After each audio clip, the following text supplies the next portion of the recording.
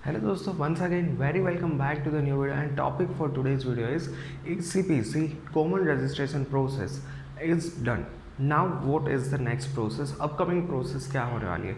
तो यहाँ पर आप देख सकते हो वोट नेक्स्ट मिनट बोर्ड के ऊपर भी लिखा हुआ है। तो ये वीडियो में हम डिस्कस करने वाले हैं सॉरी ACPC में आगे रजिस्ट्रेशन की बात की क्या कुछ प्रोसेस है और कितना टाइम लगेगा कॉलेज स्टार्ट होने में। सबसे पहले तो यहाँ पर 2 जून से लेके 22 जून तक 2 मई से लेके 22 मई तक आपका यहाँ पे रजिस्ट्रेशन चलने वाला था। 22 मई को 8 दिन और मिला लिया ACPC ने, 30 मई तक आपका यहाँ पे रजिस्ट्रेशन की डेडलाइन एक्सटेंड हो गई थी। यानी कि 30 मई तक आप यहाँ पे ACPC के ऊपर रजिस्ट्रेशन कर सकते थे। अब यहाँ पर 30 मई हो गई है, ACPC का कॉमन रजिस्ट्रेशन ख़त्म हो चुका है। यानी कि अब किसी स्टूडेंट्स को यहाँ पर अब रजिस्ट्रेशन करवाना होता है तो अब वो रजिस्ट्रेशन नहीं करवा पाएगा।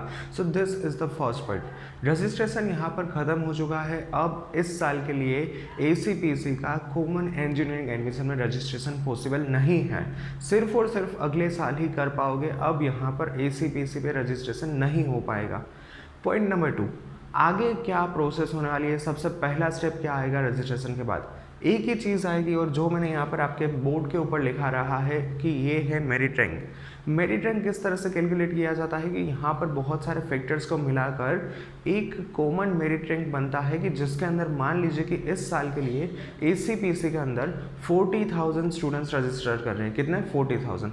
तो यहाँ पर हर एक 40,000 के स्टूडेंट्स का यहाँ पर मार्क को कंबाइन करके यहाँ पर एक रैंकिंग किया जाएगा। यानी कि 40,000 में सबसे ज़्यादा जिसका होगा वो आएगा फर्स्ट रैंक पे, 40,000 में जिसका कम होगा वो आएगा 35 या फिर 36,000 रैंक पे।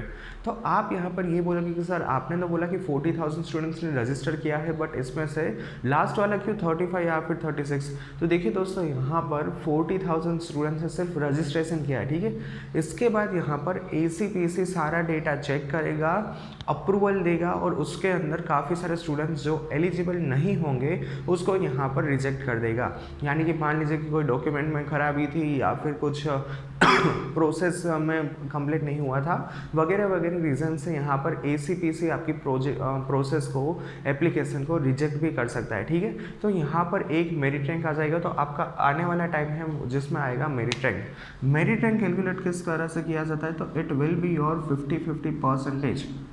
50% of your Gujarat board PCM mark, यानी कि फिजिक्स, केमिस्ट्री और maths, and that is also particular for which it is for theory not for practical. यहाँ पर थियरी के मार्क कंसिडर किए जाएंगे, प्रैक्टिकल के मार्क यहाँ पर कंसिडर करने के कोई भी चांसेस नहीं है।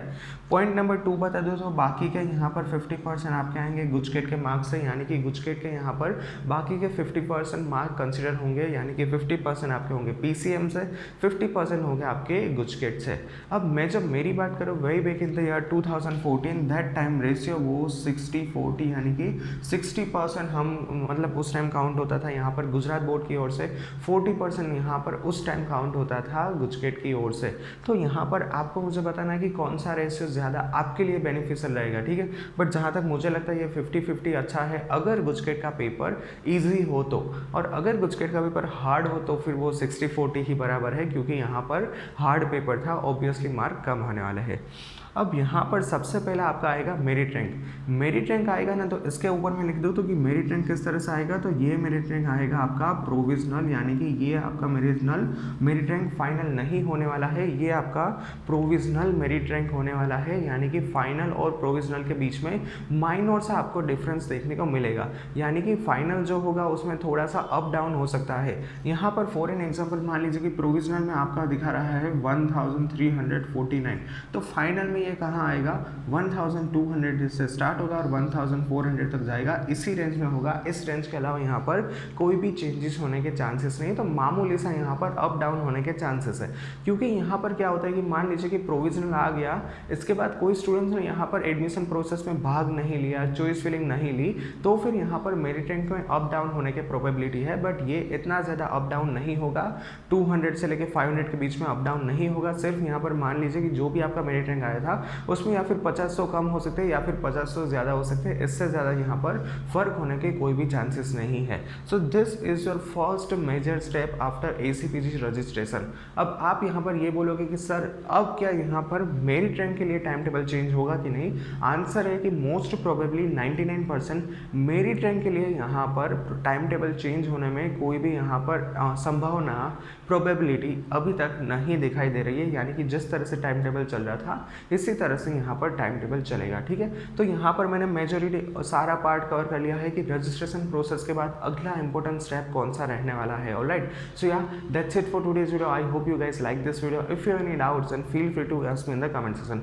One more last update I want to share कि यहाँ पर टेलीग्राम का ग्रुप मेक श्योर दैट कि आप ज्वाइन कर लिया होगा। इसके लिंक आपको नीचे कमेंट सेक्शन डिस्क्रिप्शन बॉक्स में देखने को मिल जाएगी। Alright, thank you, bye bye.